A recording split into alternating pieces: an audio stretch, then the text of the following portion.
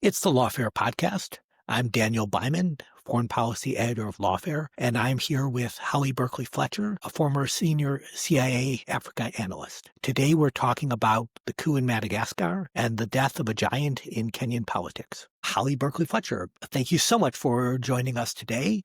Um, I want to talk about two different countries today, and I want to begin by talking about Madagascar and then switch over a little bit to Kenya because we've had big developments in both.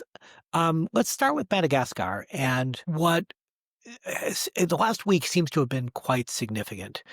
On 14 October, we had the military take power, and that was after a pretty dramatic set of events before that. Talk us through simply what happened and where we are today. Yeah, well, it's dramatic and it's not for Madagascar. This is actually their fourth coup since independence, and there's been many other attempted coups. And the president who was just ousted himself came to power in a coup in 2009, and there's been fragile democratic progress since then. But this situation really developed very rapidly. The last coup took place over months before the then president was actually ousted. This has happened in weeks. It started September 25th with the beginning of youth-led online organized protests that we've seen in a number of countries of late. Protesting the economic situation, very high unemployment, very high poverty, and then most immediately, water and power cuts, devastating water and power cuts, up to 12 hours a day power cuts, which obviously makes productivity really difficult and further harms the economy. The protest continued for a couple of weeks, and the security services were cracking down. A couple dozen protesters were killed in that period. And then on October 8th, President Ratswelna tried to quell the situation by sacking his entire cabinet and saying that he would resign in a year if he hadn't addressed the water and power situation, and promising never to run for president again. That did not do anything to diffuse the situation. And so a few days after that, an elite military unit, not a combat unit, but the sort of this nerve center of the Malagasy military took over. They mutinied and they took over and met very little resistance from the rest of the military, and quickly consolidated their power. The president fled the country. He tried to dissolve parliament from exile to force elections, but that didn't work. And the military declared, the head of that unit declared himself in power, and the High Court acquiesced. So that's where things stand. The High Court affirmed his power for now, but said elections should take place in 60 days according to the Constitution. He said they will take place within 2 years. So it's obvious this is not at all constitutional or democratic by any means, even though the protesters have welcomed this intervention. So you mentioned there have been 4 coups. What's going on in Madagascar that makes it so coup-prone? Well, like many, developing economies and democracies, or the absence of democracy, they've never had strong institutions. They've never had a stable constitutional order. The Constitution has been amended and rewritten and altered many times, and has not been a guiding force in the country. Again, very, very weak institutions. And so what usually happens in these cases, and we've seen this certainly all over Africa, is that the military becomes the strongest institution. And they have the weaponry, but they also have, over time, they build up bureaucratic expertise as well. And so in certain cases, you could legitimately say the military is the most competent institution in a government. That was certainly the case in Sudan with the overthrow of Bashir. So that's a common pattern that you see all over the world, particularly in Africa, and particularly of late. There's been a number of coups, particularly in West Africa. And once you have a coup-prone government, you tend to have many, many coups. They tend to feed off of each other once the precedent has been set. Holly, what led, I guess, former President Ratswelna to lose the support of the military, the very people who had put him in power? I mean, I get why ordinary people might be protesting because they haven't had electricity and prices are high, but why did the people who put him in power turn against him? Yeah, well, it's a rather different situation than in 2009, where the president then, Ravlomana, the country was really politically divided. Ratswelna was the mayor of Antananarivo at the time, and really led. He was a very young. He was like 35. He was actually too young to be president. That was a sticking point at the time. He was a former DJ, big businessman in the capital. And he led a popular movement against the president, who had a pretty solid base of support, particularly with the business elite. He was actually a strong U.S. Ally. And so that conflict split the military and split the country politically and became protracted. This is a very different situation. Ratswelna has now been in power. I mean, really, he's been in power since 2009. There was a president in the middle there who was ran as his proxy. They had a falling out eventually, but he originally was the president as Ratswelna's proxy. So he's really been in power since 2009, and he has not delivered on many promises. He's again, the youth are, he's no longer young and exciting. The youth are disenchanted, to say the least. He's seen as very corrupt, and he's had plenty of opportunity. He was just reelected less than 2 years ago in a very flawed contest that the opposition largely boycotted. So he's grown more authoritarian as well. Turnout was very low in that election, showing widespread disillusionment. So he really, his political support is evaporated. His supporters in parliament pretty much dissolved when all of this started. And the military, the CAPSAT unit, faced no real opposition from other parts of brief opposition from one other unit. And then that dissipated as well. So it's a very different situation politically that the military's intervened in. So when we think about military coups, sometimes it's done in defiance of the people, with the military shooting on crowds. In other cases, the people are delighted the military has replaced an unpopular leader, and that what the military is doing is not only restoring good government, but eventually going to bring about a more democratic system. How should we categorize this one? Is there any kind of longer term hope that this one might be something that is actually in the interest of the people of Madagascar? I mean, time will always tell. Of course, we saw the Bashir regime in Sudan collapse under popular protest that the military, at first they cracked down, but then eventually they supported that, although the tensions between civilians and military never did dissipate completely in Sudan. But still, you could argue that one was a military coup on the backs of a popular protest. Another one that I can recall was in Zimbabwe, when the military really ousted Mugabe. They did a sit-in until he resigned. They kind of did it the gentlemanly way. But they forced him to resign, and then they immediately handed over power to a civilian, and people were thrilled. The military was out on the streets with the people as well, but of course that didn't work out for the people of Zimbabwe either, because the regime basically was perpetuated in the next administration. So time will tell with this one. Last time this happened, the AU and the regional body SADC got very involved in negotiating an end to the crisis and successfully ushered Madagascar to genuinely democratic elections in 2013. So, we could see a situation like that again. I think the difference here now is there's really a civilian power vacuum that there wasn't in 2009 and then leading up to 2013, because the military supported a movement led by the mayor of the then mayor of Antananarivo, now President Ratswelna. So there was sort of a ready-made civilian that they handed over power, and then he was the one that was involved in negotiations. Now, I really haven't seen any evidence that there is a civilian leader in place. The rivalry between Ratswelna and former President Ravlomana has continued this whole time, like since 2009.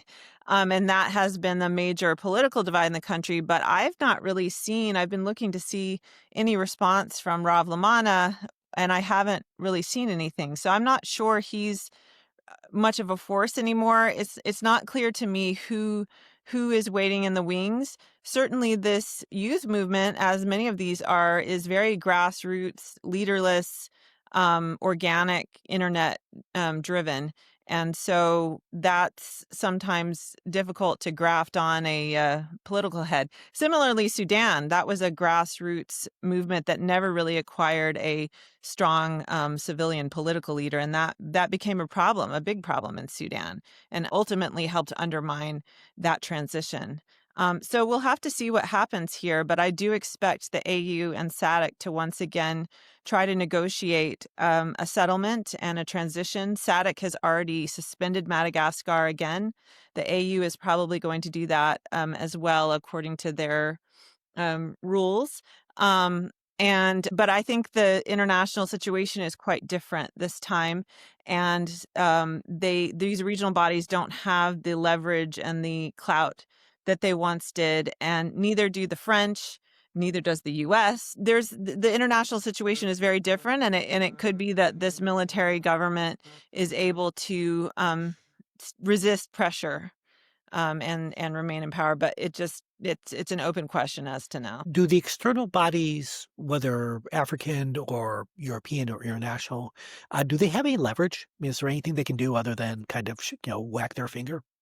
Well, last time, again, these suspensions, Madagascar seemed to really, this made them sit up, that they were suspended from these bodies. The U.S. also arrested aid. Madagascar, by the way, this is an interesting fact that seems so far removed from the current situation, but Madagascar was the first country to get a Millennium Challenge account. If you remember Oh, back to sure. what the Millennium Challenge, these countries that showed promise and sort of met certain requirements, because Mark Ravlomana was a reformer and he was a U.S. ally. And so his government was able to secure an MCA and an AGOA agreement, that's about to expire.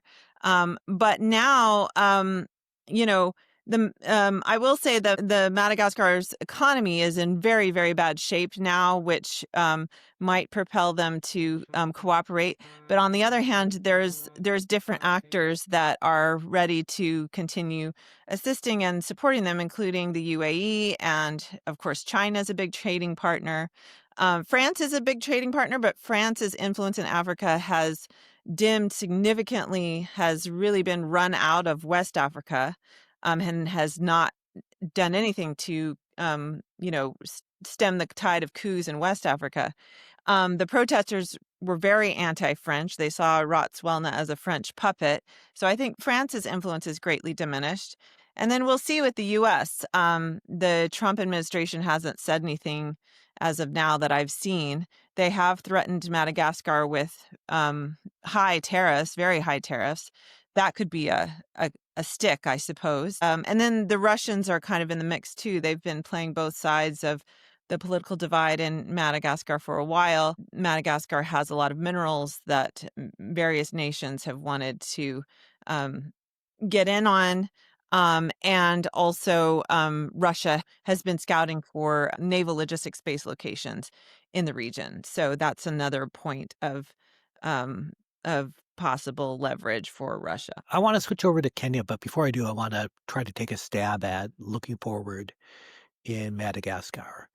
Um, if you're making reasonable predictions, what's a good scenario and what's a bad scenario, say 2 or 3 years down the road? And if you're betting, which one would you bet on? I mean, ideally, of course, that there will be a transition to another election and civilian rule. But I think with these youth protests, and we can sort of transition into Kenya because it's a similar dynamic that we're seeing there. I think in these developing democracies with these youth protests, there's really a sort of leap that countries need to make that are potentially fraught, but if they can make them, I think it opens the door into a new era of governance that's more responsive and accountable to the people. But, in many countries, including Kenya and Madagascar, the politics have been dominated by these elites, and they may have good elections and they may have, competitive and even, credible elections. But at the end of the day, the elites are they have the same interests that are not really the interest of the people or the national interest. And these youth protests have been, a real wake up call in that, the normal personalist politics that is in some countries like Kenya that's very ethnically driven are, not holding water with the next generation. And they're seeing more of an alliance on generational terms across different ethnicities, on the issue of economic opportunity in particular. And, the political elite it's a wake up call for them, and it's a huge adjustment for them. And if they're willing to, some, enterprising politicians can sort of speak to that and champion that and sort of develop a vision for the country that speaks to these needs, there's a real opportunity there to again ascend to the next stage of democratic development. Obviously, Kenya's way, way farther down that road than Madagascar. But unfortunately, the risk is that the elite will further entrench and go in an authoritarian direction in order to preserve their power against this new generational challenge. Okay, well, let's switch over to Kenya. So a day after the coup in Madagascar, we had another dramatic development, which is the towering opposition figure, Raila Odinga, died. Tell us about him. Tell us about his accomplishments, his legacy, and what we should be looking at or thinking about when we think about his passing. Yeah, well, this hit me kind of hard personally. I grew up in Kenya, and I and then I met, I followed Kenya as an analyst for many years and even met Raila Odinga. And so he's been a presence in my own life and my whole life, really. I remember him as a opposition leader during the fraught years, the Moi years, when I was growing up. At that point, he was detained for several years and tortured, and he was in prison for 4 years, and then he came out of prison, and after a brief exile came back and really was the one of the key opposition leaders that put together what would be opposition politics for the next several decades in Kenya, um, at a lot of cost to himself. And his followers. The 90s were very brutal and bloody as Moi tried to hang on to power in the new era of multi-party democracy. And then Odinga, was the architect of a grand coalition in 2002 that defeated the ruling party. He did that through sort of making a deal with Kibaki, who was elected in 2002. On the premise that they would push through a new constitution that better checked executive power. And then when Kibaki didn't deliver on that promise, Odinga fell out with him. And anyway, he proceeded to run for president, like for the last 4 elections, he run for president.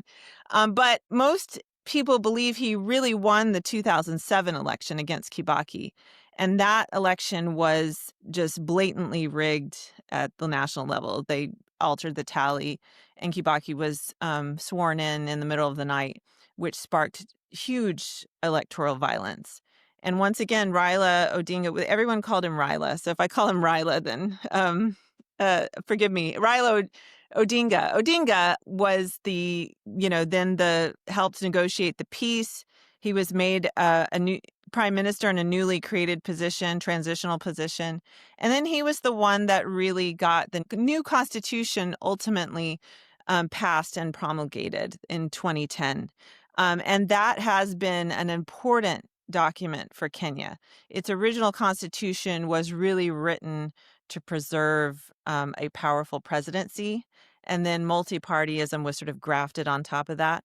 The new constitution is a truly liberal democratic document, and it has devolved power around the country, not without hiccups. There's some downsides to devolution, but it brings more checks to executive power, and it brings government closer to the people.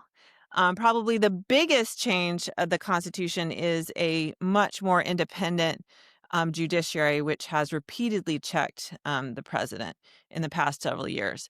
So Odinga is the architect of opposition politics in Kenya. And really, I would consider him, if not the father, a father of the new constitution. And on balance, he's not a perfect person. He certainly enriched himself along the way with access to his own access to power, and he certainly played ethnic politics like the rest of them. But on balance, I consider him a shepherd of Kenyan democracy, and certainly a towering figure. He's arguably had more influence than certainly any of Kenya's recent presidents. Your colleague at Georgetown, Ken Opalo, divided Kenyan history into 3 eras: the Kenyatta era, the Moi era, and the Odinga era. And I think that's probably about right. I will say that in later years, his sort of political game of playing elite power politics to get reform concessions transitioned into what appeared to be, to a lot of people, more of a just self-preservation tactic. And it kind of became this well-worn, cynical shtick in many people's eyes with fewer results. And he's made deals with, Kenyatta and Ruto that did not really pay off in terms of actual progress for the Kenyan people. And he also was caught flat-footed by these youth protests.